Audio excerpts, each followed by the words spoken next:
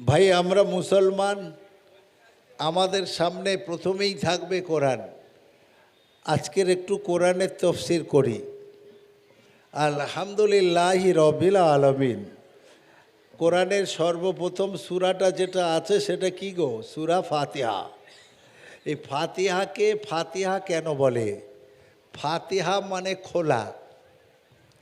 কোরআন শরীফ প্রথমেই ফাতিহা দিয়েই খোলা হয়েছে বা শুরু করা হয়েছে। ফাতিহা মানে খোলা।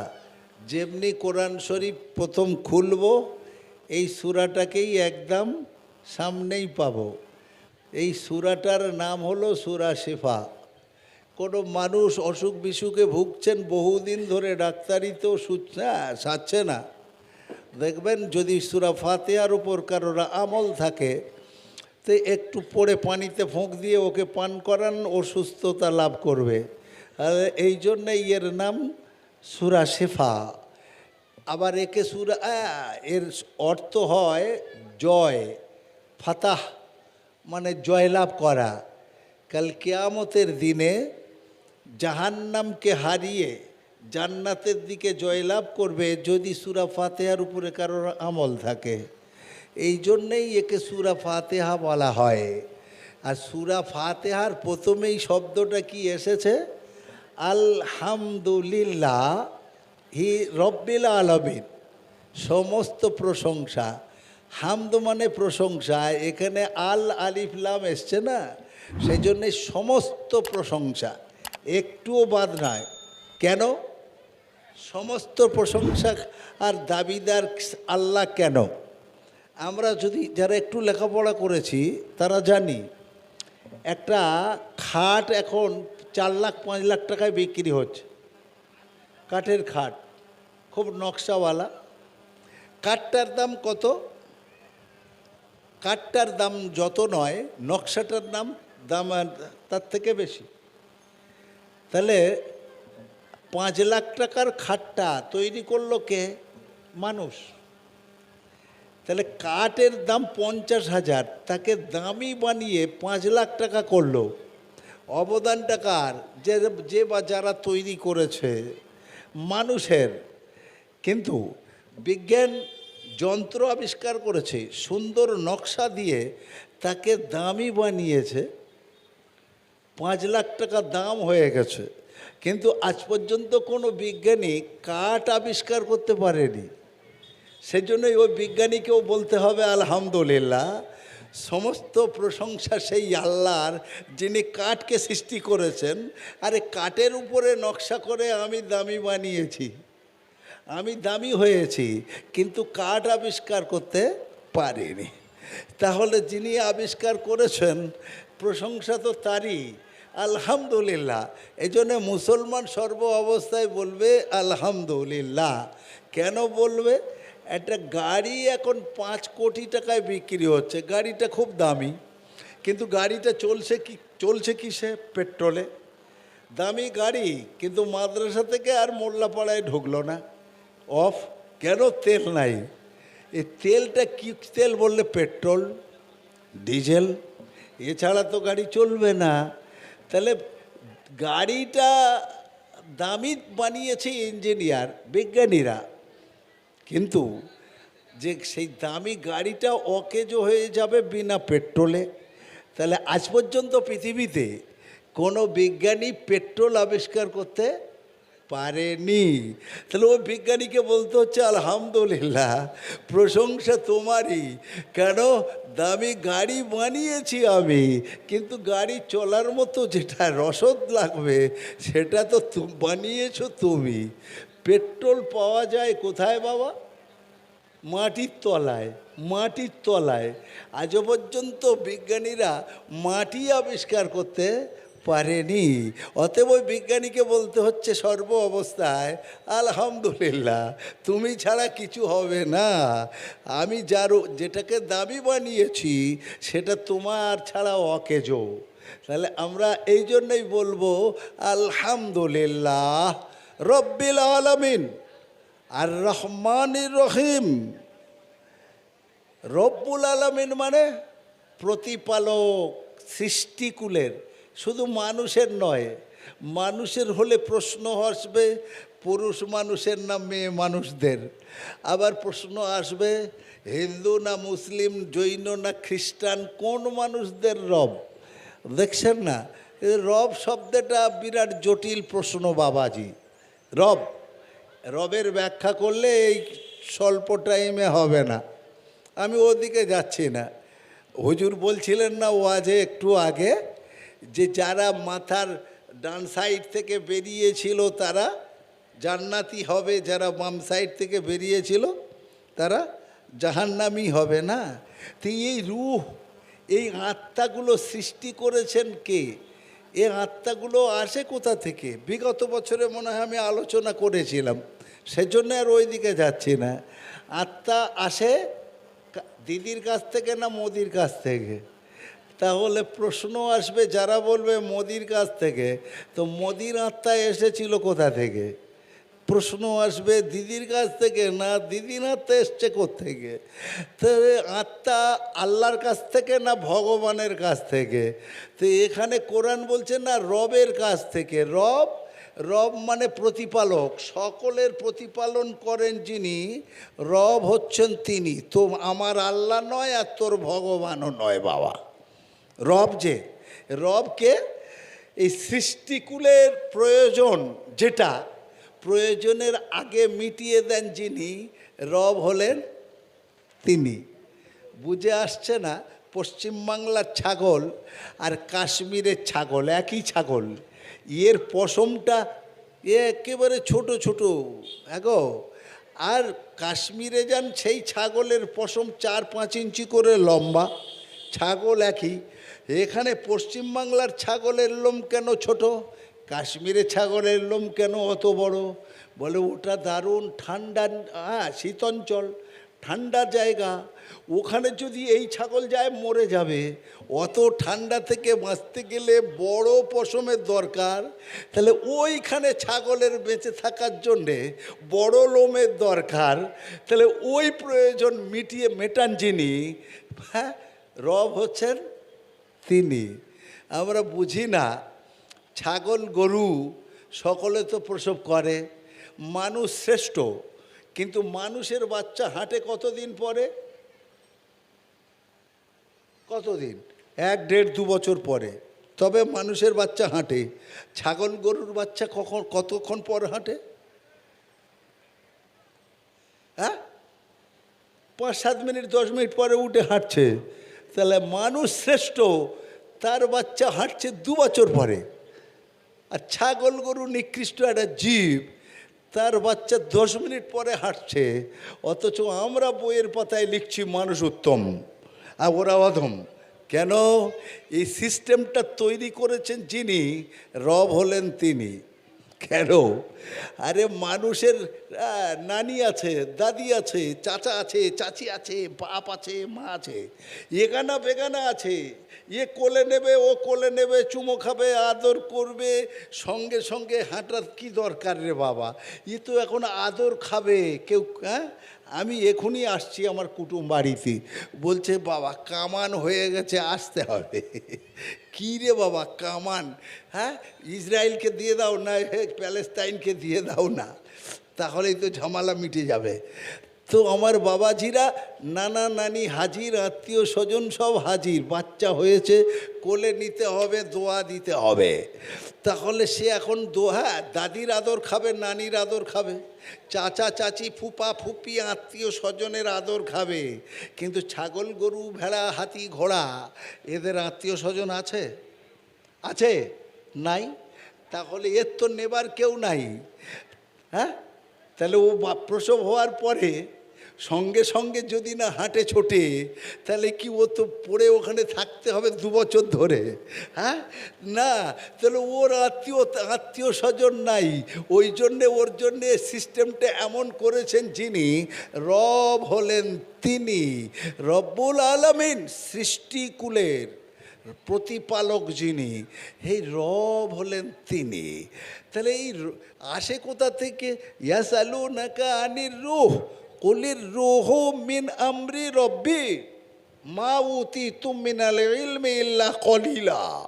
ওই আত্মা ওই যে রূহ, ওগুলো আসে আল্লাহর কাছ থেকে নয়, ধরে নিচ্ছি ভগবানের কাছ থেকেও নয়।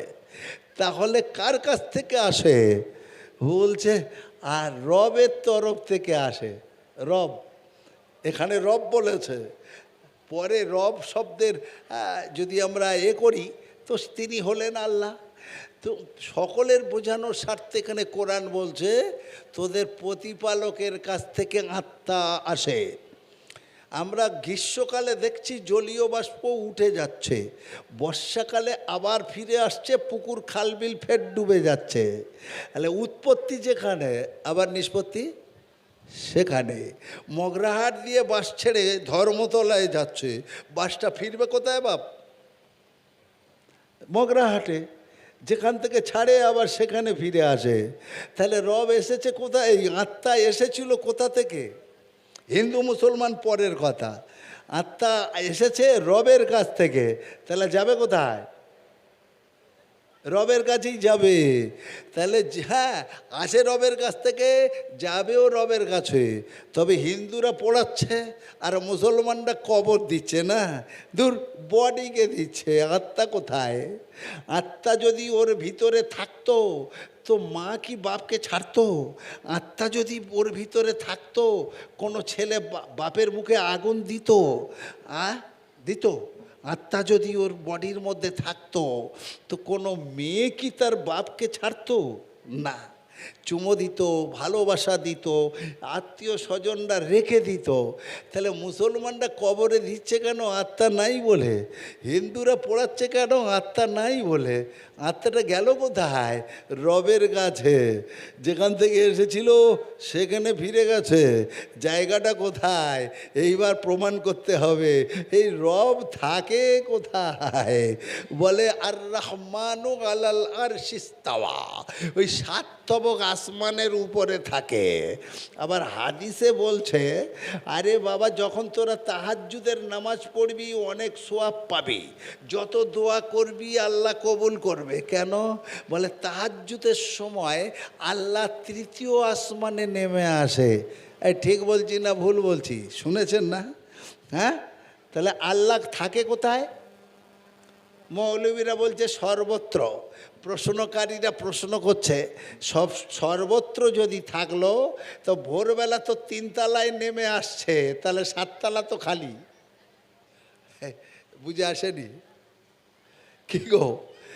স্কুল কলেজের ছেলেরা বলছে আপনারা বলেন আল্লাহ সর্বত্র, আবার ওয়াজে বলছেন তাহাজ্জুদের সময় 3 তবকায় নেমে আসেন, তাহলে 4, 5, 6, 7 খালি তো। ওখানে তাহলে কে আছে? যে প্রশ্ন আসবে না। আমি বলছি আরে বাবু তুই আগে বল। আমার বন্ধুবান্ধব থাকে, কেউ কুয়েতে, কেউ থাকে সুইজারল্যান্ড, কেউ থাকে জাপানে, কেউ থাকে আরও অন্য দেশে। আমি জলসা করতে এসেছি রামনগরে, হঠাৎ ফোন এলো, হ্যালো এই বাপ তুই কোথায় আছিস? বন্ধুবান্ধব। আমি বলছি আমি ইন্ডিয়ায় আছি। সঙ্গে সঙ্গে জাপানে যে থাকে বন্ধুটা বলছে এই বাপ সালাম আলাইকুম, এখন তুই কোথায় আছিস? আমি বলি পশ্চিমবাংলায়। আগো, তারপরে আবার সঙ্গে সঙ্গে আর একটা ফোন এলো সুইজারল্যান্ড থেকে, আসসালামু আলাইকুম। ওয়ালাইকুম সালাম। এই বাপ তুই কোথায় আছিস? আমি বললাম রামনগরে। পাবলিক বলছে আপনি বক্তা লোক, মাওলানা লোক, মিথ্যে কথা বলছেন।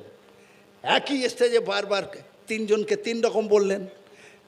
আমি মিথ্যে বলেছি না সত্যি বলেছি? আমি মিথ্যে বলেছি কেন? রামনগরটা কোথায়? পশ্চিমবাংলায়। পশ্চিমবাংলা কোথায়? ইন্ডিয়ায়। তাহলে আমার কথাটা 3 রকম হলো, কিন্তু মিথ্যে নয়, সত্যি হলো না? হলো না, সত্যি তো। আমি একই টাইমে 3 জায়গায় আছি। তাহলে স্রষ্টা রব্বুল আলামিন আল্লাহ, তিনি আমাদের প্রতিপালক। তাহলে ওই রকম একই সময় সব জায়গায় আছেন।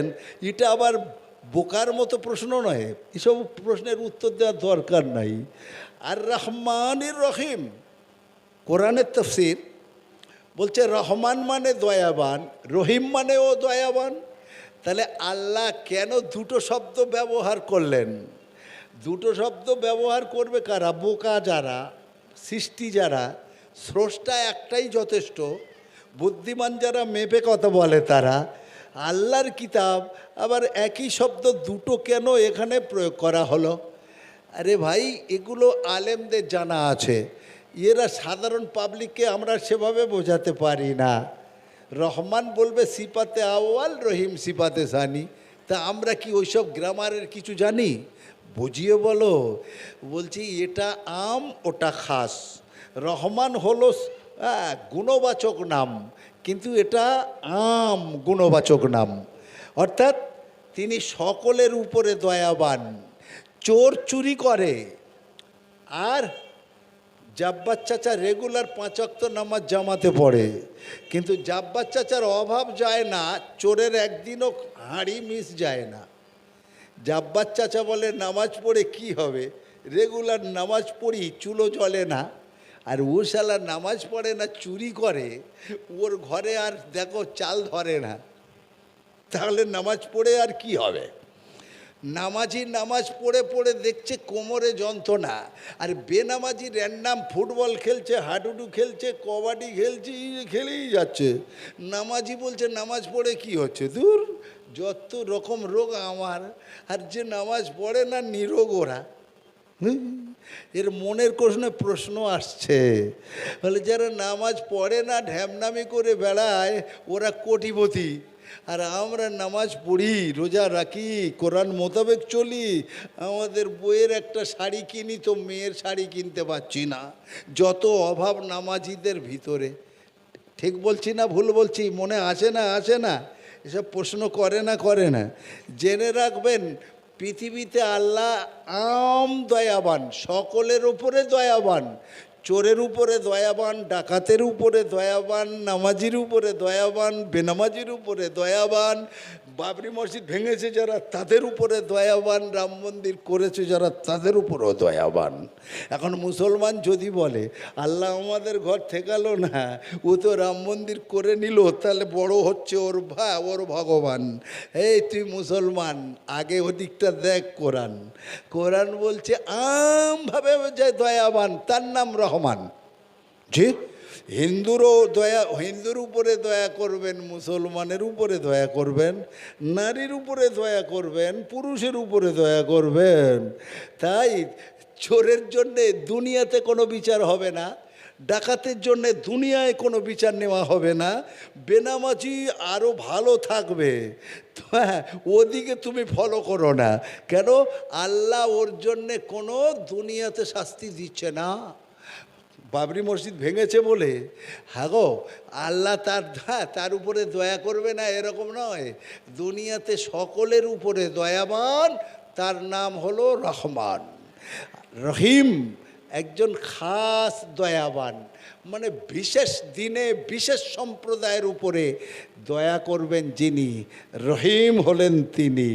সেদিনটা মালিক ইয়াউমিদ্দিন, সেই কিয়ামতের দিনে যিনি একমাত্র রাজা হবেন, যিনি একমাত্র মালিক হবেন, সেদিন যদি বেনামাজি গিয়ে বলে আল্লাহ ক্ষমা করে দাও, সেদিন বেনামাজির উপরে ক্ষমা হবে না। নামাজি বলবে চাষ করতে গিয়ে জোহর আসর অনেকবার কাজা হয়েছে, ক্ষমা করে দাও। বললে তুই মসজিদের সামনে যখন এসে গেছিস, জান্নাতের কাছে এসে যখন গেছিস, যা জান্নাতেই চলে যা। ওর উপরে দয়া করবেন সেদিন যিনি, রহিম হলেন তিনি। সেদিন বাবরি মসজিদ ভেঙেছিল যত বেঈমান, সেদিন যদি বলে ওগো মেহেরবান, আর বুঝতে পারিনি ক্ষমা করে দাও, না, সেদিন বিধর্মীদের কোনো ক্ষমা হবে না। একমাত্র মুসলমানের উপরে দয়া করবেন যিনি, রহিম হলেন তিনি। বোঝাতে পারলাম কি? তো এই সূরা ফাতিহা দিয়ে শুরু করছি। কোরআনের ব্যাখ্যা করলে এরকম হয়, আমরা যারা হাদিস কোরআন মানি বাবাজি, সত্যি কি আমরা মানছি? যেটা করছি সেটা হাদিস কোরআন মোতাবেক করছি কি না সেটা জানার দরকার আছে। একটা বেগুন, কানা বেগুন 14-15 টাকা কেজি, 14 বার তাকে আমরা দেখছি ছোট পোকা নেই তো, শালা ভালো কিনে নিয়ে যাচ্ছি, বউ কথা শোনাচ্ছে, কাটার পরে ভিতরে পোকা দেখা দিচ্ছে, শালা 14 বার করে ভালো করে দেখছি। আর আমি যে আমলটা করছি ওটা হাদিস কোরআনে আছে কি না একবারও তা যাচাই করি না। তো এটাই আমাদের একটা ভুল। সেই জন্যে নারী পুরুষ সবার জন্যে আজকের আমি এই তফসিরটা করছি। বিসমিল্লাহির রহমানির রহিম। কুল তাগালাও আতলু মা হাররামা রব্বুকুম আলাইকুম।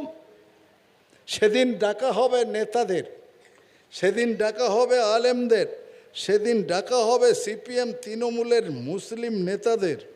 কেন বলছে? মাতোয়াল্লির বেটার মুসলমানই হলো, 500 লোক দাওয়াত খেয়েছিল, তাই না? সব মনের মতো সেদিন মেনু দিয়েছিল। আচ্ছা, তাহলে এর মেনুর লিস্টটা করেছিল কে? ইমাম সাহেব।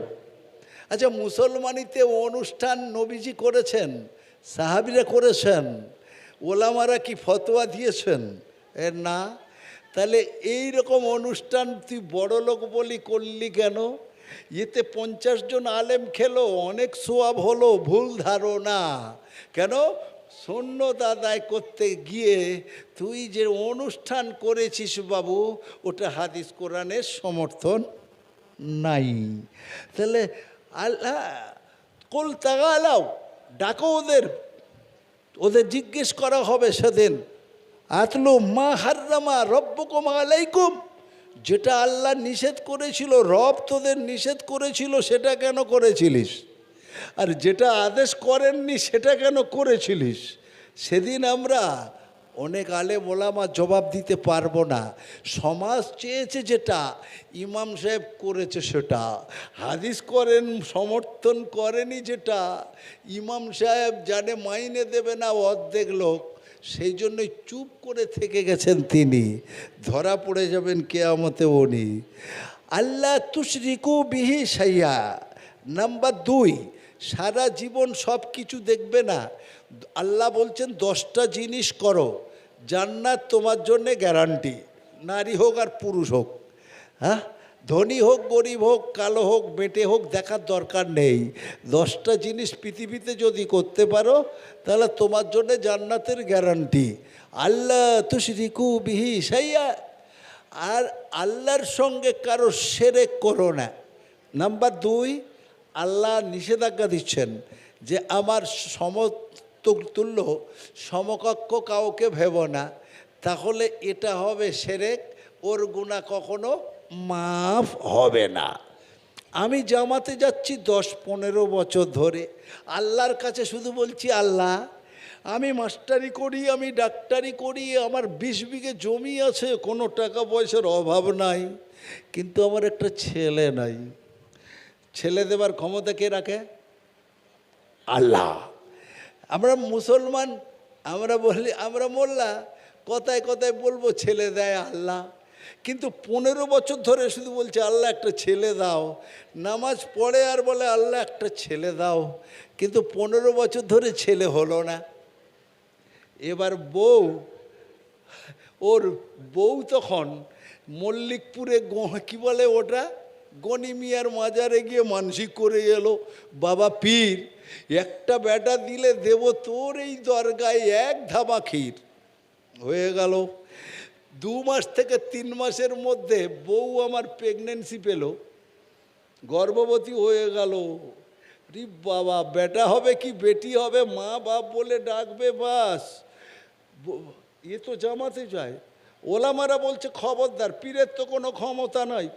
এরা বলছে পীর কখনো মরে না, পীর সব সময় জীবিত থাকে। আল্লাহর ওলিদের মরণ নাই, ওরা কবরেও বেঁচে থাকে। পৃথিবীতে যা করতে পারে আর কবরেও তার কিছুটা পারে। তা আমি বলছি, আরে বাবা, নবী বড় না পীর বড়? এরা বলে না নবী বড় না পীর বড়? পিছনে সেই ওয়াজে ফিরে যেতে হবে। আরে নবীর সঙ্গে তো পীরের তুলনাই করা যাবে না। তুলনা করলে কত বড় ভুল হবে। রামনগরের মোল্লাপাড়ার জরিনা বিয়ে হচ্ছে মল্লিকপাড়ার জরিফের সঙ্গে। বরযাত্রী গেল, সবাই আছে, মেয়েটাকে গিয়ে দুজন কি বলছে, আরে ওই শরীফের বেটা জরিফ তোমাকে 5,700 টাকার দেনমোহরের পরিবর্তে শরীয়তে মোহাম্মদ অনুযায়ী বিয়ে করার জন্য আমাকে ওকিল করে পাঠিয়েছে, তুমি তার সঙ্গে রাজি আছো? মেয়েটা যদি চুপ থাকে বিয়ে হবে? আপনারা মুফতি সাহেব না আমাদের হুজুর মুফতি সাহেব? লিয়াকত সাহেব মুফতি না আপনারা সবাই মুফতি? আপনারা ফতোয়া দিলেন না, ভুল, কত বড় ভুল। আমি মাওলানা ওয়াহাব সাহেব বলছি, তাহলে আমি প্রশ্ন করছি, আপনারা বলবেন জানি না, কিন্তু আপনারা বললেন না, তার মানে আপনারা মুফতি। আর সুকুত ইয়াদুল্লু আলার রিজা, চুপ আছে, ও তো না বলেনি, অতএব বিয়ে হবে, বিয়ে হবে। কেন? ও তো লজ্জাবতী, এখন তো ও বিয়ে মানে ইয়ে হয়নি না, বিয়ে হয়নি, ওর মধ্যে লজ্জা প্রচুর। বাপ দাঁড়িয়ে আছে, মামুরা আছে, মামার কুল আছে, বাপের কুল আছে, সঙ্গে সঙ্গে যদি হ্যাঁ বলবে দেখো বিয়ের জন্য বোধ হয় এইরকম অনেক দিন থেকে লেলিয়েছিল, তাই মেয়েরা ইচ্ছাকৃত দেরি করে। অনেক সময় দেখবেন কাঁদছে। হ্যাঁ গো, কাঁদছো কেন? যারা সাক্ষী গেছে বলছে এই বর তুলে নিয়ে চলে যাই চল। কেন? বলছে দেখো ফোনে ফোনে কোথায় জুড়ে আছে, এ বিয়েতে ওর মত নাই তাই কাঁদছে। এ বলে না, বলে না? হ্যাঁ, মূর্খ লোক বোঝে না, এরা বলে বর তুলে নিয়ে চলো, অন্য জায়গায় ভালোবাসা আছে, তাই মেয়েটা কাঁদছে। আরে ও জানে হ্যাঁ বললেই আর বাপের বাড়ি থাকা হবে না, গাড়িতে তুলে নিয়ে চলে যাবে, সারা জীবন এবার সেখানে কাটাতে হবে। তাই ও অন্য সেন্সে কাঁদছে, সেন্স অন্য সেন্সে কাঁদছে। এরা বলছে নিশ্চিত ভালোবাসা আছে তাই কাঁদছে। হ্যাঁ গো, ও কাঁদছে। দাদি নানিরা বলছে একবার হ্যাঁ বল, একবার হ্যাঁ বল, না তো ওরা ফিরে যাচ্ছে, সমস্যা হবে। ও তখন কাঁদতে কাঁদতে বলছে বিয়ে হবে না, হবে না। আরে কি বললো? তাহলে হয়ে গেল তো। এখন এই মুখ দিয়ে না বলে এমন সময় মেয়েটা পেদে ফেললো, পিছনের রাস্তা দিয়ে আওয়াজ বেরোলো বিয়ে হবে? এই বিয়ে হবে? কেন হবে না? এই মুখের আওয়াজে হলো আর পিছনের আওয়াজে হলোই না। তাহলে মুখের আওয়াজ আর পিছনের আওয়াজে যত তফাৎ, নবীর সঙ্গে পীরের তার থেকেও বেশি তফাৎ, তুলনাই করা যাবে না। আমি প্রশ্ন করতে চাই, আমার নবীর ডবল জামাই ছিলেন না হজরতে উসমান গনি রাদিয়াল্লাহু তাআলা আনহু? জি, প্রথম একটা মেয়ে মারা গেল, ফের আর একটা মেয়ের বিয়ে দিয়েছিলেন না? তাহলে তো উসমান গনি রাদিয়াল্লাহু তাআলা আনহু আমার নবীর কত প্রিয় ছিল। নবীর পরে আবু বকর, আবু বকরের পরে ওমর, ওমরের পরে উসমান রাদিয়াল্লাহু তাআলা আনহুর পিরিয়ড এলো। সেই উসমান গনি রাদিয়াল্লাহু তাআলা আনহুকে বিরোধী পক্ষরা তাকে ছুরি দিয়ে কেটে মেরে ফেলল। তাহলে নবীর জামাই, নবী শুয়ে আছেন কবরে, বাঁচাতে পারলেন? বাঁচাতে পারলেন?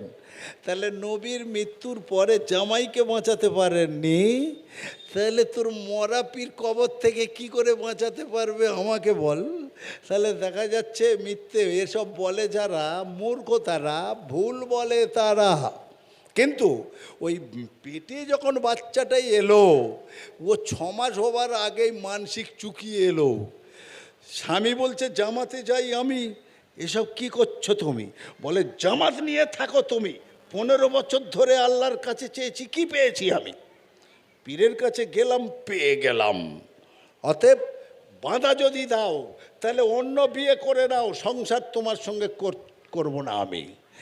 দেখছে চুপ থাকাই ভালো। এখনই যদি থানায় কেস করে, মহিলা সমিতিতে জানায়, তাহলে জীবনটা, বাকি জীবনটা ডিস্টার্ব হবে। ও আমি বিশ্বাস করি না 500 টাকা দিয়ে দিল, এক ধামা ক্ষীর নিয়ে মানসিক চুকিয়ে এলো। আপনি বলুন 10 মাস পরেই একটা ফুটফুটে সুন্দর বাচ্চা হলো, তাহলে এই মেয়েটার মনের কোণে বাচ্চাটা কে দিল? বাপ কে দিল? আল্লাহর প্রতি বিশ্বাস তো স্বামীর, বউ তো পীরের কাছে মানসিক করে ছেলেটা পেয়েছে, তাহলে ওর বিশ্বাস ছেলেটা কে দিল? পীর দিল। তাহলে বাচ্চা দেবার ক্ষমতা কার? আল্লাহর, তাহলে আল্লাহর জায়গায় পীরকে বসানো হলো, তাহলে আল্লাহর সমতুল্য কেউ নাই। কিন্তু যার মনের কোণে আল্লাহর সমতুল্য পীর হলো, তার ঈমান আছে বলো?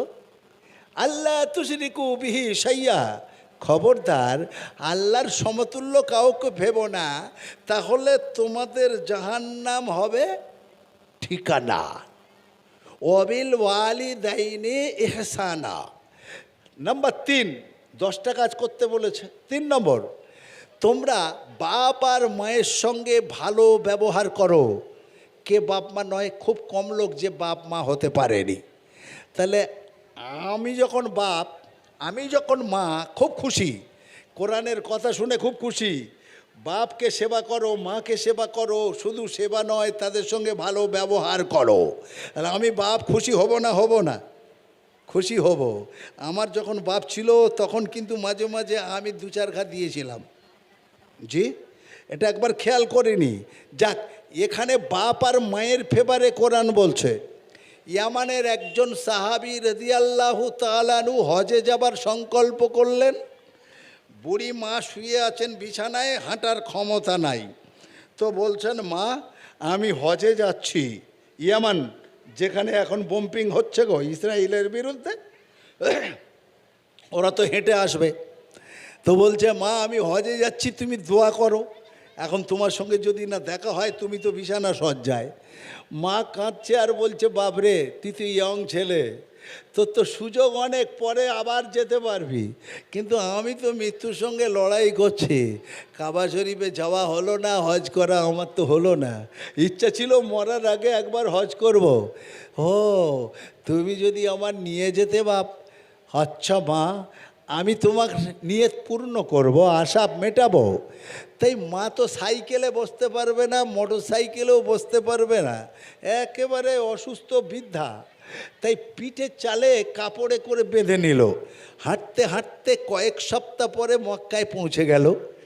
মাকে ওখানে নিয়ে হজের নিয়ম কানুন পালন করে হজ করিয়ে আবার পিঠে বেঁধে হাঁটতে হাঁটতে কয়েক সপ্তাহ পরে ইয়ামানে বাড়িতে পৌঁছালেন।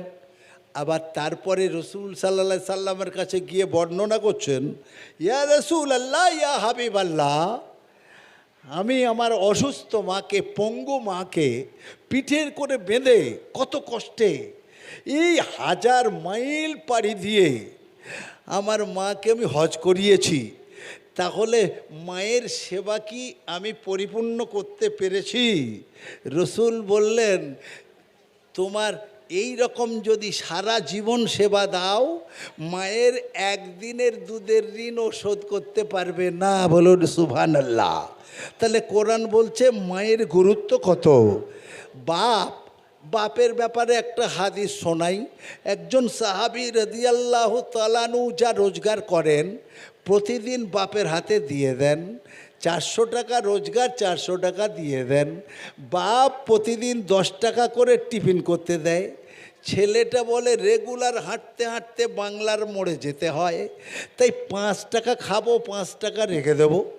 5 টাকা জমিয়ে জমিয়ে যখন 2-4 হাজার হবে একটা সাইকেল কিনে নেব।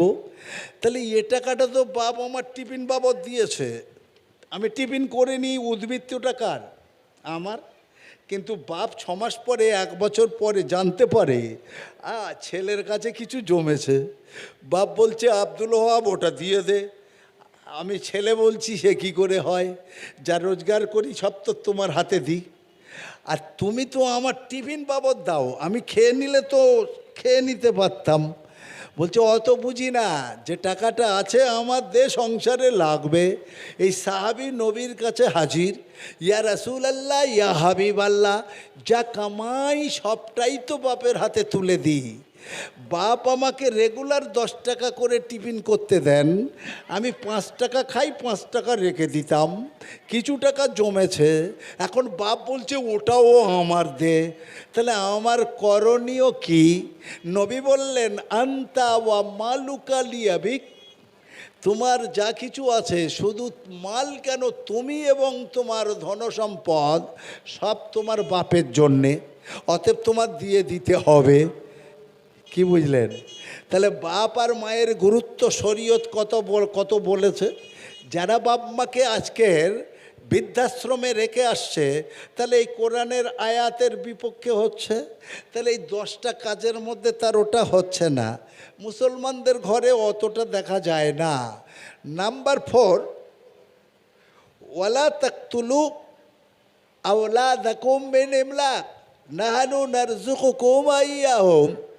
একটা পরেশগারিনী মেয়ে ছেলে, পর্দানসিনী মা, রেগুলার কোরআন পড়ে, তাহাজ্জুদের নামাজ পড়ে, আর যখন কোরআন শরীফ পড়তে পড়তে আয়াতে পৌঁছে গেল ওয়ালা তাকতুলু আওলাদাকুম মিন ইমলাক নাহানু নারযুকুকুম ওয়া ইয়্যাহুম, এই আয়াতের তাফসীরে সবাই ধরা পড়ে যাব। বাপ, তোমরা তোমাদের ছেলেকে হত্যা করো না খরচার ভয়ে।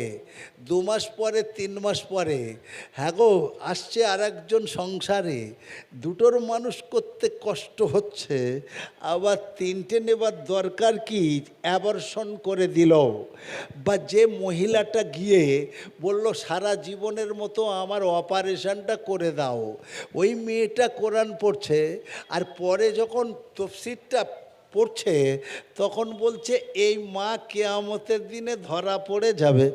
কেন কেন হুজুর ওয়াজ করছিলেন না যে রুহে আরওয়ায় ডান দিক থেকে বেরিয়েছে জান্নাতি, বাম দিক থেকে জাহান্নামী। এই আত্মাগুলো কিয়ামত পর্যন্ত যারা আসবে সব তো আল্লাহ সৃষ্টি করে রেখেছেন। রুহে আরওয়ায় আল্লাহ তো সৃষ্টি করে রেখেছেন। তাহলে কোন বাপের ঔরসে কোন মায়ের গর্ভে আসবে সব লেখা আছে। কিন্তু আমি 3 নম্বরে আসব কি 4 নম্বরে আসব? এখন ওয়াজ সাহেব ওয়াজ করে, রেগুলার তার ওয়াজ শোনার পরে হাজার হাজার কি শত শত কি অনেক মানুষ বেনামাজি মানুষ নামাজি হয়ে যায়। তাহলে ওয়াব সাহেবের বাপ মা কত সোয়াব পাবে? ওয়াব সাহেব কত ভালো কাজ করছে, আমার দিয়ে বলি না তো আবার কেউ মারতে পারে, দরকার নাই। তাহলে এটা ভালো কাজ না খারাপ কাজ? ওই আত্মা সেদিন এসে বলবে রব্বুল আলামিন আল্লাহ, আমি পৃথিবীতে গেলে হয়তো ওয়াব সাহেব হতাম, ভালো বক্তা হতাম, ওয়াজ করে কত বেনামাজিকে নামাজি বানাতে পারতাম, কিন্তু আমাকে তো দুনিয়াতে আসতে দেয়নি আমার মা, যার ডান হাতে জান্নাতের সার্টিফিকেট দিয়েছেন আপনি। তাহলে আমাকে ওলি হতে বাধা দিয়েছেন কিন্তু উনি। আমার তো কোনো এবাদত বন্দেগি কিচ্ছু নাই, কেন পৃথিবীতে তো আমার আশাই হয়নি। আমার আশার মূলে বাঁধা দিয়েছিল তো আমার মা। তাহলে এর জন্যে দায়ীকে ওই জান্নাতি মা সেদিন ধরা পড়ে যাবে। কেন? হ্যাঁ, ইয়াল্লাহ, রুজির মালিক মা আর বাপ না রুজির মালিক আল্লাহ তুমি? যারা ভেবেছিল 5-7টা হলে খাওয়াবো কি করে, গত পরশুদিন থেকে ভারতবর্ষ তোলপাড় হচ্ছে। আমাদের ভারতবর্ষের একজন বর্তমান অহংকারী একজন নির্বোধ একজন মূর্খ প্রধানমন্ত্রী বাজে মন্তব্য করেছে। গোটা পৃথিবীর মানুষ তাকে নিন্দা করছে। বলল কি, বলছে নাকি ভারতবর্ষের যিনি প্রাক্তন প্রধানমন্ত্রী ছিলেন কংগ্রেসের, তার নাম হলো কি গো? মনমোহন সিং। তিনি নাকি বলেছেন ভারতবর্ষের সম্পদের সর্বপ্রথম অধিকার মুসলমানদের। আজকের যদি কংগ্রেস ফিরে আসে তাহলে আমাদের সকলের সম্পদগুলো নিয়ে যে জাতি বেশি বাচ্চা পয়দা করে তাদের সব বন্টন করে দেওয়া হবে। যে জাতি বেশি বাচ্চা পয়দা করে, এই ভাষা বলেছে। পরে আবার মুসলমানদেরকে নাম ধরেই বলেছে। আমি বলছি তুই বিয়ে করেছিস, তুই তো বউ রাখিসনি, ছেলে হয়নি, তুই কম করেছিস, কিন্তু তোরা তো 5-7 ভাই বোনে, তাহলে কোন জাতি? তোর বাপ কোন জাতি তাই বল? তাহলে তোর বাপও কি মুসলমান ছিল? পরোক্ষে প্রশ্নে আসবে না? আসবে না? তাহলে বাপের সময়ও তো তোরা 5-7 জন হয়েছিস রে বাবা। ওয়ালা তাকতুলু আওলাদাকুম মিন ইমলাক, নাহানু নারযুকুকুম আইয়াহুম, খবরদার তোমরা রুজির মালিক ভেবো না, ওই ভেবে ছেলেকে পৃথিবীতে আসা বন্ধ করো না। এখন রুজির মালিক যারা ভাবছি, ইয়ং ছেলেদের একটু প্রশ্ন করি, বর্তমানে ইউটিউবকে একটু জিজ্ঞেস করো কত বড় মাছ আছে সমুদ্রে, কত বড় বড় মাছ থাকতে পারে। বলছে 50,000 টন, 50,000 টন তিমি মাছ আছে। কত বললাম? 50,000 টন। 1 টন, এখানে মুফতি সাহেব কোথায় গেলেন? আপনারা কেউ আসুন তো। 50,000 টন মাছটার ওজন আমরা চোখে দেখিনি। এ রেগুলার খায় কত? বিজ্ঞানীরা বলছে 5 টনের মতো প্রতিদিন খায় একটা মাছ। কত? 5 টন। 5 টন খায়। এই তোর 4টে-5টা বেটা ক কেজি খায়? এ মানুষ নিজেকে বলে উত্তম, সারাদিনে 2 কেজি চাল, তাও তোর এত মাথা ব্যথা কী করে খাওয়াবো? আর একটা মাছ খায় প্রতিদিন 5 টন। হাজার হাজার মাছ আছে, সেই মাছকে 5 টন করে রেগুলার কে খাওয়াচ্ছে? ভাবতে অবাক লাগে। হ্যাঁ, ভাবতে অবাক লাগে গো বাপ, ভাবতে অবাক লাগে।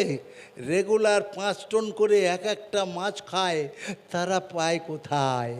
আমার বাবাজিরা, ওয়ালা তাকতুলু আওলাদাকুম মিন ইমলাক নাহানু নারযুকুকুম ওয়াইয়াহুম ওয়ালা তাকরাবুল ফাওয়াহিশা মা যাহারা মিনহা ওয়া মা বাতান। এই আয়াতের শেষে দেখুন, আমরা যারা বলি কোরআন মানি কোরআন মানি, একটু খারাপ না নিয়ে ভালো করে জানি। বলছে ওয়ালা তাকরাবুল ফাওয়াহিশা মা যাহারা মিনহা ওয়া মা বাতান। খবরদার কোনো ফালতু কাজ, ফাওয়াহিশ কাজ, অশ্লীল কাজের কাছাকাছি তোমরা হয়েও না। তাহলে কোরআন মানা করছে, তাহলে এটা কি? এটা হারাম। আল্লাহ যদি বলে নামাজ ফরজ তো ফরজ, আল্লাহ মদ বলেছে হারাম তো হারাম। তো কোরআন বলছে ওয়ালা তাকরাবুল ফাওয়াহিশা মা যাহারা মিনহা ওয়া মা বাতান, প্রকাশ্যে হোক আর গোপনে হোক তোমরা অশ্লীল কাজের কাছাকাছি যেও না। এ বন্ধু, আমি বলছি না তাস খেলা হারাম, আমি বলছি না তাস খেলা হারাম, কিন্তু তাস খেলা কি নেকির কাজ? কোনো মুফতি সাহেব বলেছেন? কি গো মুফতি সাহেব, তাস খেললে নেকি পাওয়া যায়? জি, আমি মুফতি নই, আমি জিজ্ঞেস করছি বাপ। তাস খেললে নেকি পাওয়া যায় না, তাহলে ওটা ফালতু কাজ, অশ্লীল কাজ। জামাতে তো গেলি সেলিম ভাই, 3 চিল্লা তো দিয়ে এলি, তাই এরা তাস খেলছে, টুপি মাথায় দিয়ে দাড়িওয়ালা পাশে বসে আছে। আমি বলছি এ সেলিম ভাই, ওখানে কি করছিস? বলে হুজুর খেলেনি, আমি শুধু দেখছি। অরে বাবা, দেখছিস কেন? বলে একটু টাইম পাস করছি। বলছে না, বলছে না। এই জামাতি ভাই, আমি না দেখে বলছি না, জামাত থেকে চিল্লা দিয়ে এসে লোক, ওর খেলার ঝোঁক এত, ও খেলতে পারছে না, লোকে বলবে কত কিছু, সেই জন্যই ও বসে আছে ওর পিছনে। খেলছে 4 জন, দেখছে 14 জন। জি, এরা সমান দায়ী হবে, এরা অশ্লীল কাজের সূচনা করে। জানতে হবে বন্ধু, তোমরা না দেখলে ওরা খেলতো না। যদি খেলতো ঘন্টাখানেক খেলে উঠে যেত। যত লোক দেখছে ওরা তত আরও বেশি খেলছে, না জানি আমাদের কত বাহবা দিচ্ছে, কত ওদের কি বলে সাপোর্টার পাচ্ছে। আমার বাবাজিরা, বড় আফসোস, বড় পরিতাপের বিষয়। 3 চিল্লা দেওয়া জমির চাচা বলছে, এই তোর এক্ষুনি গোলাম মারা উচিত হয়নি, টেক্কাটা রেখে দিয়ে গোলাম মারলি কেন? ও খেলেনি, ও শুধু সাপোর্ট দিচ্ছে। ওয়ালা তাকরাবুল ফাওয়াহিশা মা যাহারা মিনহা ওয়া মা বাতান। আমি বলছি আয়ুব ভাই, তোর উচিত হয়নি, তুই ছেলে পুলের বাপ এখনো তাস খেলছিস। বলে হুজুর জুয়া খেলিনি, এমনি এমনি খেলছি। তার মানে বলছি এই কি বলে, এক গেমে 10টা চাক, এরা 10 জন আমরা দেখছি তো, এই জন্যে 10টা চা, শুধু আমরা 4 জন খাবো? এই দাড়িওয়ালা টুপিওয়ালা জামাতি ভাই ওরা খেলেনি দেখছে, আর এই 10টা চা বেশ খেলো। করিম ভাই, তোর বাপ কি খেয়ে চা খেয়ে তোর জন্ম দেয়নি? শুধু মরা গরু খাওয়া হারাম, শুধু মদ খাওয়া হারাম, আর তাস খেলায় গেমে যে চাটা খেলি এটা কি খুব আরাম? এটা খুব আরাম? জি, এই ঠিক বলছি না ভুল বলছি বাপ? তাহলে আমরা শুধু মুখে বলি কোরআন মানি কোরআন মানি, তাহলে কোরআন মানলে তো এগুলো ছাড়তে হবে বাবা। আর আর ভাত টিপবো না। আমার আসল সাবজেক্ট কি সেটা আপনাদের মুফতি হাবিবুল্লাহ বলে দিয়েছে না, আমাকে অন্যদিকে ঘুরতে হবে। আর বাপেরা যারা খুশি হলো, বেটাদের উপরে ফরজ হলো বাপ মায়ের সেবা করা। আবার বাপের উপরে কত বড় ফরজ ছেলেকে কতটা সেবা দেওয়া, ওই আয়াতটা একটু বলে তারপরে ওর সাইড নিচ্ছে। বিসমিল্লাহির রহমানির রহিম। ওয়ালা তাকরাবু মালাল ইয়াতীমি ইল্লা বিল্লাতি হিয়া আহসান হাত্তা ইয়াবলুগা আশুদ্দা। ওরে বাবা, মুফতি সাহেব আছেন, ফতোয়াটা আমি একবার জেনে শিওর হয়ে যাই, যদিও আমি শিওর তাই বলছি। তাই বাবাজিরা, ওয়ালা তাকরাবু মালাল ইয়াতীম, খবরদার ইয়েতিম বাচ্চার মালের ভক্ষণ করার কাছাকাছি নিয়তটা নিয়ে যেও না। জি, এতদিন জানতাম ইয়েতিম বাচ্চার মাল কারা খায়? চাচারা। দুটো ছোট ছোট বাচ্চা আছে, বাপ মারা গেছে, বাপ মারা গেলে এতিম, মা মারা গেলেও নাবালক হালতে এতিম, তাহলে উভয় অবস্থায় এতিম। তাই চাচা বল, হ্যাঁ মা খেতে দিতে পারছে না, 10 কাঠা জায়গাটা এবছর হ্যাঁ বিক্রি করতে চায়, বাইরে বলল 1 লাখ, চাচা বলছে ভাবি বাইরে দিবি, ঘরের জায়গা ঘরে থাক, তুই 90,000 টাকা নে। ও চাচাই নিয়ে নিল, কিন্তু 10 কাঠার জায়গায় 1 বিঘে দলিলে তুলে নিল। ভাবি নিরক্ষর, চাচারা এখন এতিম, বাচ্চাগুলো এতিম না। তো এইভাবে যদি কেউ অন্যায় করে এতিমের জায়গা নেয় আর তারপরে 2-3 বার হজ করে, হাজিরা তো হাজি কারা? আল্লাহ যাদের উপরে রাজি তারা নাকি হয় হাজি। তাহলে হাজিরা সব জান্নাতি হবে, কিন্তু এই রকম ধোকা দিয়ে এতিম বাচ্চার মাল খাবে যারা, হজ করে হাজি হলেও জাহান্নামে আগে যাবে তারা। এগুলো তো জানাই ছিল, কিন্তু তফসির পড়ে দেখছি এতিম বাচ্চার মাল বেশি করে খায় তার বাপ। তার বাপ বাপ মায়ের সেবা না করলে ছেলে জাহান্নামে যাবে, আর ছেলের হক আদায় না করলে বাপও জাহান্নামে যাবে। এই আয়াতে প্রমাণ করছে। কেন? জরিনার বিয়ে হলো মল্লিক পাড়ায়, যখন বিয়ে হলো বাপ মা খাট গদি আল্লাহ আলমারি দিল, হাতে চুড়ি, কানে রিং, গলায় সোনার হার দিয়েছিল। 2 বাচ্চা হবার পরে 6 বছর পরে কোনো কারণে স্ট্রোক হয়ে জরিনা মারা গেল। এখন জরিনার 2 বাচ্চা, মেয়েটা বড় 4 বছর, ছেলেটা ছোট 2 বছর। এরা সব ইয়েতিম হলো না? হলো না? হতিম হলো তো বাবা। এখন এই যে মায়ের মালগুলো আছে, এই মায়ের মালগুলোর দাবিদার কারা? কি গো মুফতি সাহেব, কারা? বাচ্চারা। আচ্ছা, তাহলে 40 দিন যেমনি চলে গেল, বাপ বলছে বাচ্চাটা তো দেখবে কে, আমি তো কাজে যাব, আর একটা বিয়ে করে নিয়ে এলো, যেটা আমাদের সমাজে হচ্ছে, হতেও থাকবে। আর একটা বউকে নিয়ে এলো, সপ্তাহখানেক পরে বউ বলছে কি 2 মাস পরে বউ বলছে, ওরা 2 বাচ্চা তো বড় হয়ে গেছে, ওরা যদি খাটে থাকে তাহলে স্বামী স্ত্রী এই খাটে কি আর শোয়া চলে? ঠিক বলেছিস, মশলা একেবারে মুফতি। জি, ও বইয়ের কথা শুনে পরিবর্তন আসছে মনে। দাড়িওয়ালা টুপিওয়ালা নামাজিরা বলছে খবরদার আমরা বইয়ের কথা শুনি না। বইয়ের কথা শোনে না পৃথিবীতে এমন লোক আছে জানা নাই। এক রাজা আর মন্ত্রী, দুজনের মধ্যে তর্ক হচ্ছে। মন্ত্রী বলছে পৃথিবীর যত পুরুষ আছে সব নারীর কথা মতো চলতে বাধ্য। রাজা বলছে সবাই চলতে পারে, আমি নই। আমি আমার মতে রানী চলে, রানীর মতে আমি নই। আমি কখনো মেয়ে মানুষের গুরুত্ব দিই না। আমাদের অনেক আছে এরকম, নাই? সাবেকি লোকগুলো আগে বলতো বইয়ের কথা মোটে শুনি না। রাজা বলছে তাহলে প্রমাণ দাও, না হলে চাকরি যাবে। মন্ত্রী বলছে ঠিক আছে, প্রমাণ দেওয়া হবে। দুটো বড় বড় ঘট মানে করলো, কি বলে, ঘর তৈরি করা হলো, উপরে তাঁবু ফাটু দিয়ে প্যান্ডেল করা হলো। আর বলছে যারা বইয়ের কথা মতো চলো তাদের জন্যে বাম সাইড, আর যারা নিজের ইচ্ছা মতো চলো তাদের এটা ডান সাইড। ডান সাইডে রাজা বসে, বাম সাইডে মন্ত্রী বসে।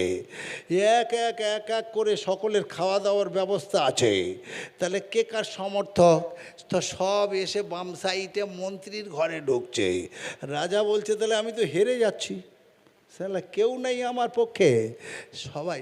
এমন সময় এক বুড়ো এসে ডান দিকের ঘরে ঢুকছে। রাজা ভাবছে অন্তত আমার তো একটা সমর্থক পাওয়া গেল। বলছে হ্যাঁ বাবাজি, যাই হোক তোমার আল্লাহ ভালো করুক, তুমি বাকি যতদিন বাঁচবে তোমার খরচ ফরচ সব আমার, তুমি তো আমার সাপোর্ট করলে। কিন্তু সত্যি কথা বলো, তুমি একলা কিভাবে আমার এর ভিতরে ঢুকলে? বলছে না গো রাজা, আমি খুব অসুস্থ, আমি অ্যাজমা রুগী, দমের কষ্ট। তাই আমার বউ বলল ভিড়ভাট্টায় যেও না, যেখানে নিরিবিলি জায়গা থাকবে সেখানে ঢুকবে। রাজা বলছে দুঃশালাইও তো বইয়ের কথা শুনে ঢুকেছে। হ্যাঁ, তো বইয়ের কথা শুনে যখন মনে করছে যে ঠিকই তো বলেছে, এরা বড় হচ্ছে আর আমরা স্বামী স্ত্রী ওই এক বিছানায় থাকতে পারি, তাহলে কি করতে হবে? তাহলে নিচে মাদুর পেতে একটা ফ্যানের ব্যবস্থা করে বাচ্চা দুটোকে ঘুম পাড়ালো। আর তারপরে স্বামী স্ত্রী শুচ্ছে কোথায়? খাটের উপরে। খাটটা কার বলে না? খাটটা কার? বাচ্চা দুটোর। লা ইমান আল ইমান লা আমানাত আল্লাহ। যারা আমানতে খেয়ানত করে তাদের ইমান নাই। বলে 1.5 হাত দাড়ি আছে, বলে বাড়ি মসজিদের পাশে হোক, 1.5 হাত দাড়ি হোক, 5 ওয়াক্ত নামাজ পড়ুক। মসজিদের টাকা মারে যারা বেঈমান তারা জাহান্নামে যাবে ওরা। কমের টাকা মারবে যারা খেয়ানতকারী ওরা। খেয়ানতের এত বড় কঠিন শাস্তির কথা কোরআন বলেছে। তাহলে বাচ্চা দুটোর আমানত কতদিন? হাত্তা ইয়াবলুগা আশুদ্দা, যতদিন না ওরা সাবালিকা হবে ততদিন ওদের মালগুলো বাপের আমানত করে রাখতে হবে। আর ওদের সঙ্গে ব্যবহারটা কেমন করতে হবে? নতুন বইয়ের একটা মেয়ে হলো খুব সুন্দরী, আর জরিনার মেয়েটা কিন্তু কালো, সবে তো 6 বছর হলো। এখন পরে পরে নতুন বইয়ের মেয়েটা যেমনি 12 বছরে পা দিয়েছে, যুবতী হয়েছে। বাইরে থেকে একটা জামাতে এসেছিল হাজি সাহেব, বড় লোক, দেখে বলে ওরি বাবা দারুণ সুন্দরী, বৌমা করতেই হবে, ভালো মালের চাহিদা বেশি।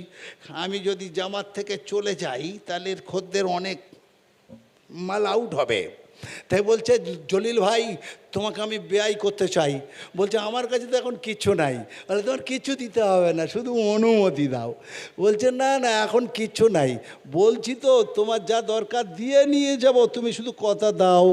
কথা দিলেও বিয়ে হয়ে গেল। হ্যাঁ গো, এর বয়স 13 আর ওর বয়স এখন কত? 16। বড় মেয়েটা জরিনার যেটা ছিল 16। কালো কোনো খদ্দের পেল না। 12তে কত খদ্দের, আবার দারুণ খদ্দের এলো।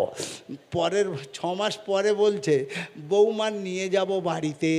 ঠিক আছে। এবার মা বলছে হ্যাঁ গো ওরা নেবে না বলেছে, তাই বলে কিছু না দিয়ে পাঠানো যায় নাকি? কিছু তো পাঠাতে, কিছু তো দিতে হবে। খালি হাতে দিলে আমার মেয়ের খোঁটার ঘর হবে। বলি না সমাজ মেনে নেবে তো? বলছে তবে ওর বড় মায়ের ঋণ দুটো দাও আর চুড়ি 4 গাছা ওর হাতে দিয়ে এখন পাঠাও। ছেলেটা বলছে আব্বা ওটা তো আমার মায়ের গয়না। বলছে বাহ তোর তো দারুণ বায়না। হ্যাঁ তাহলে ও বোনটা তোর নয়, হারামখোর। 2 ভাই বোনে এক্ষুনি ঘর থেকে বেরিয়ে যাবি, এক্ষুনি বেরিয়ে যাবি। এই রকম বাপের ঠিকানা হবে জাহান্নাম। কেন? কোরআন বলছে ওয়ালা তাকরাবু মালাল ইয়াতীমি ইল্লা বিল্লাতি হিয়া আহসান। তাদের সঙ্গে ভালো ব্যবহার করতে হবে, উত্তম ব্যবহার করতে হবে, বন্ধুর সুলভ ব্যবহার করতে হবে। যতদিন না সাবালক সাবালিকা হবে ততদিন তাদের তুমি বলতে পারবে না ঘর থেকে বেরিয়ে যাও। ওর মায়ের সম্পদটা তুমি তোমার সেকেন্ড বইয়ের মেয়েকে দিতে পারো না, তাহলে যত নামাজি বড় বড় নামাজি হও জাহান্নাম হবে ঠিকানা। এটা খেয়ানত হবে। কেন? তাহলে বাপও এতিম বাচ্চার মাল খেয়ানত করে, মশলায় এমন প্রমাণ করে। আমার বাবাজিরা ঠিক বলছি না ভুল বলছি? সমাজে এমন হয় না? হয় না? তাহলে নামাজ পড়ে, কোরআন মানে, কর্মক্ষেত্রে দেখা যায় কোরআনের উপরে আমল নাই। রব্বুল আলামিন আল্লাহ যেমন বলেছেন বাপ মায়ের সেবায় জান্নাত, তেমন বলেছে ছেলের সঙ্গে মেয়ের সঙ্গে ভদ্র ব্যবহারে বাপের জান্নাত। আর যদি এই রকম এতিম বাচ্চার সঙ্গে ব্যবহার করো তোমারও হবে ঠিকানা। অতএব বাপ বলে রেহাই পাবে না। ব্রাদারান ইসলাম, নবী সাল্লাল্লাহু আলাইহি সাল্লামের জীবন আদর্শ গোটা পৃথিবী অবাক হয়ে যাচ্ছে, কিন্তু আমরা তো ফালতু মনে করি, আমরা কিছু মনে করি না। 2000 সালে একটা ঘটনা ঘটেছিল, আপনাদের বললে অবাক হবেন। শিক্ষিত মানুষদের জানা আছে, যারা রেগুলার খবরের কাগজ পড়েন তাদের জানা আছে। হ্যাঁ, ভারতবর্ষে একটা এই আমাদের পশ্চিমবাংলায় WBCS-এ একটা ইন্টারভিউ হচ্ছিল। চারজন ক্যান্ডিডেট ছিল, মানে ভ্যাকান্সি ছিল 4টে। 3টে মুসলমান ছেলে, এই হিন্দু ছেলে, একটা মুসলিম ছেলে ছিল। আর পরীক্ষক মানে যিনি ইন্টারভিউ নিচ্ছিলেন তিনি একজন মহিলা ছিলেন, মহিলা। তো যারা ক্যান্ডিডেট বাইরে আছে, মহিলা ভিতরে আছেন। তো ইন্টারভিউয়ের একটাই প্রশ্ন 4 জনকে করেছিলেন, একই প্রশ্ন, যদিও আলাদা আলাদা প্রশ্ন করতে হয়। ওরা বাইরে আছে। প্রথম একজন হিন্দু ছেলে গেল, তাকে প্রশ্ন করলো তুমি আগে বলো, ধরো একেবারে ভারত সুন্দরী ষোড়শী একজন যুবতী উলঙ্গ হয়ে তোমার সামনে এসে গেল, তুমি তার সঙ্গে কি ব্যবহার করবে বলো। চুপ, মাথা খাজা। খানিক পরে বলছে ম্যাডাম আবার বলুন, বুঝতে পারছি না। বলে ইন্ডিয়ার একেবারে পরমা সুন্দরী ষোড়শী যুবতী 16 বছরের এখন তোমার সামনে একেবারে উলঙ্গ অবস্থায় এসে হাজির হয়ে গেল তোমার সঙ্গে খারাপ সেন্স নিয়ে, তাহলে তুমি তার সঙ্গে কি ব্যবহার করবে? ছেলেটা বলছে আমি বাড়ি গিয়ে একটা কাপড় এনে দেবো। আর আচ্ছা, ইন্টারভিউ শেষ। নেক্সট ক্যান্ডিডেট গেল, একই প্রশ্ন।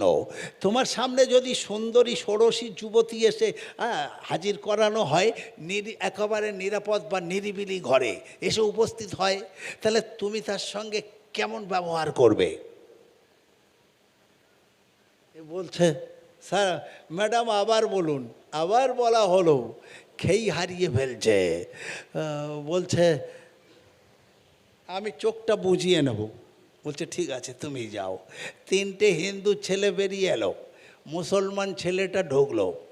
ঢুকে ম্যাডাম আবার প্রশ্ন করছে, ষোড়শী একদম ভারত সুন্দরী যুবতী উলঙ্গ অবস্থায়, সম্পূর্ণ উলঙ্গ, তোমার রুমে এসে গেল, তুমি তার সঙ্গে কি ব্যবহার করবে বলো।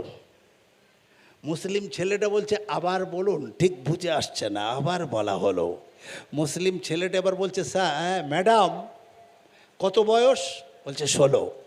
বলে আমি দেখব প্রথম আমার বয়স 25, ওর বয়স 16, তাহলে কত বছরের কম বেশি হচ্ছে? 9 বছর। তাহলে আমি 9 বছরের বড়, মানে আমি ওর দাদা হতে পারি, ও আমার বোন। তাহলে ওকে বকাঝকা করার অধিকার আমার মনে আসবে। নাম্বার টু, আমি তখন প্রথম দেখব সেন্স, আমার সেন্সটাকে আমি ঠিক করব, কি ব্যবহার করব, ওর দিকে তাকাবো নাকি ওকে বকাবকি করব, সেন্সটাকে ঠিক করব, আমি নফসটাকে ঠিক করব। বলছে কি করবে? কোরআন দিচ্ছে প্রমাণ। প্রথমে নফসকে কিভাবে ঠিক করতে হবে। নফস হলো তিন প্রকার। আমরা কোরআন পড়ি অত বুঝি না। নফসে আম্মারা, লা উকসিমু বিয়াউমিল কিয়ামাহ ওয়ালা উকসিমু বিন নফসিল লাওয়ামা, ওয়ালা উকসিমু বিন নফসিল লাওয়ামা। এখানে নফসিল লাওয়ামা। আরও কোরআন পড়ি, আমরা সেজদা করছি, হ্যাঁ নামাজ পড়ছি, মানে বুঝি না। বিসমিল্লাহির রহমানির রহিম, ইয়া আইয়াতুহান নাফসুল মুতমাইন্নাহ ইরজিই ইলা রাব্বিকি রাদিয়াতাম মারদিয়া। ইয়া আইয়াতুহান নাফসুল মুতমাইন্নাহ।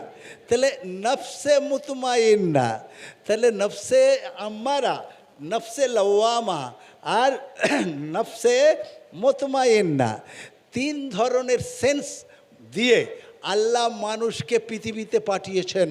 ম্যাডামেরও জানা নাই, অবাক হয়ে গেল। বলছে আমাদের কোরআন বলেছে তিন ধরনের সেন্স দিয়ে মানুষকে সৃষ্টি করা হয়েছে। প্রথমে সেন্সটাকে ঠিক করব।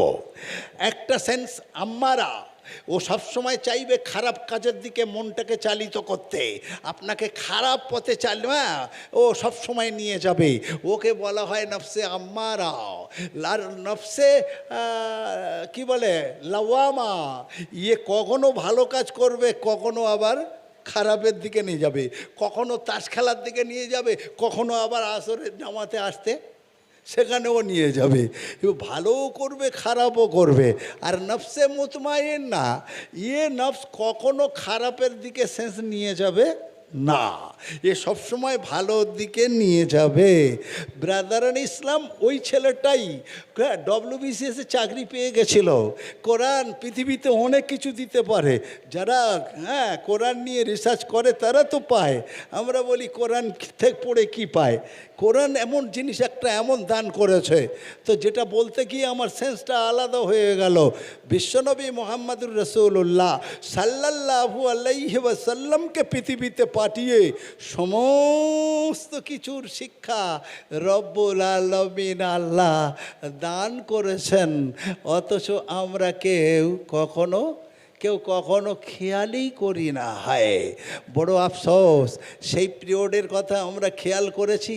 আজকের আমরা 1 কোটি টাকার মানুষ ফের 2 কোটি টাকার মালিক কী করতে হতে পারি? এই নফসে আম্মারা শুধু বলছে চল না, আরে আবার সুদ খাচ্ছে। একটা সময় ভেবেছিল 1 কোটি টাকা হয়ে গেলে আর সুদ খাবো না, এবার ও তওবা করব, জামাতে যাব, নামাজ পড়বো, খাবো। কিন্তু ওরি বাবা, এবার এসে বলছে হ্যাঁ হাজি সাহেব হজ করে এলে আর সুদের কারবার চালাচ্ছ। আল্লাহর কসম আমার নয়, এটা আমার জাব্বারের মায়ের টাকা, আমি শুধু ইন্টারেস্ট নিতে এসেছি, ব্যবসাটা আমার নয়। এই তো আল্লাহ যেন কিছু বোঝে না, ওর খারাপ সেন্স ওকে নিয়ে যাবে। তো ব্রাদারান ইসলাম, একদিন হজরতে আবু হুরায়রা রাদিয়াল্লাহু তাআলা আনহু রাস্তায় বসে আছেন, ঠিক এই মসজিদের ধারে বা একটা তেমাতার মোড়ে, চুপচাপ এমনটা খারাপ করে হজরতে আবু বকর সিদ্দিক রাদিয়াল্লাহু তাআলা আনহু আসছেন। হজরতে আবু হুরায়রা ভাবছেন হায় রে, আবু বকর ধনী মানুষ, আমার যে 2-3 দিন খাওয়া নেই, আমার মুখ টুক শুকিয়ে গেছে, তাহলে নিশ্চিত আমাকে ডাকবে, আমাদের ঘরে চাল আছে, এখনও 5 কেজি চাল আছে, তবু কিছু মুসলমান ওরা গিয়ে ভিক্ষে করে লোকের বাড়িতে, ছেলে হোক আর মেয়েরা হোক, লা ইলাহা ইল্লাল্লাহ মুহাম্মদ রাসূলুল্লাহ, 1 মুঠো ভিক্ষে দে বাবা।